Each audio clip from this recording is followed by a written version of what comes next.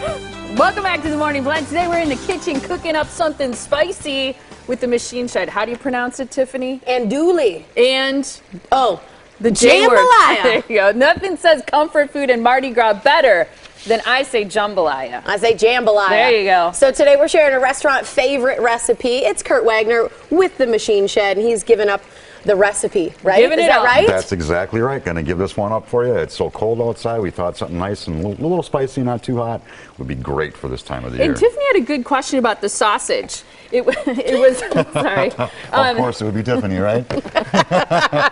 Just wondering. The difference between Italian sausage and andouille sausage. Well, that's really going to be just with in the spices that are encased with the meat itself. So it's really the spices. It is. Okay. It is. It makes a big difference. This is more of a Cajun or a Creole style sausage.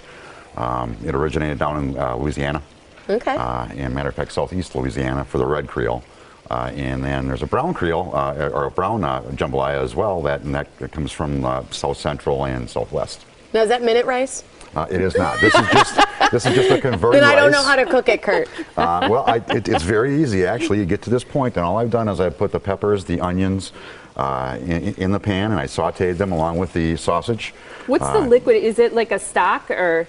Right now, no. This is just the juice that cooked down from the onions and from the peppers. Okay. There was a little oil in there to start with when I started sautéing the vegetables, and that was it, just vegetable oil. Mm-hmm. Okay, so all that rice, because you put, how many cups do you think were in there? That was actually about 2 pounds of rice. Okay, so you have 2 pounds of rice in there that you're basically cooking with just the liquid from the vegetables that you've sautéed. That is true. Okay, what else is in there? Normally you do this in a little smaller batch. I did this at home last night, and I didn't quite realize how large the batch I did because I'm used to doing this at restaurants for hundreds of people, not for just a few. We could serve This the whole would serve, crew. yeah, this would serve So about 6 to 8 probably, So huh? I already cut this recipe down like about 1/10 of what we normally do.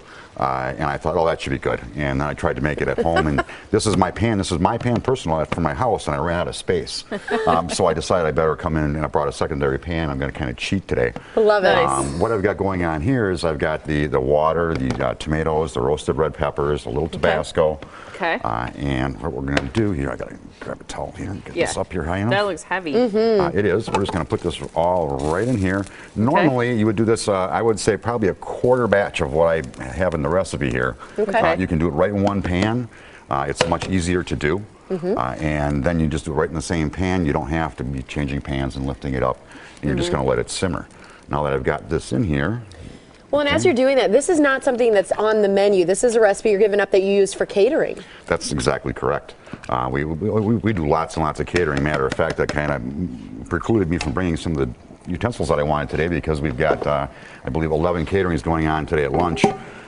Plus tomorrow, I think we've got about 5 or 6 for breakfast, and then we've got 7 or 8 for lunch. Wow. So, in this cold weather, if you want us to bring the food to you so you don't have to leave your house, Smart. all you have to do is give us a call. That's awesome. And we will do what them. can people order in terms of catering? I mean, they can get the full. We've got a very extensive catering menu available on our website.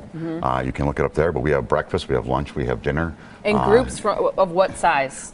Pretty much anything from 20 and up. And we do some that are a little smaller than that for our regulars who order from us all the time. But we've done thousands, literally. So it's easy, if you got a big office and you have 10,000 people you want us to feed them, just give us a call and we'll be able to do that for you. Lovely. All right, so what are we doing now? Well, right now what I've got going on is I just took this extra pan here and covered this up. This is just going to simmer. We're going to turn this down so it's on a low simmer.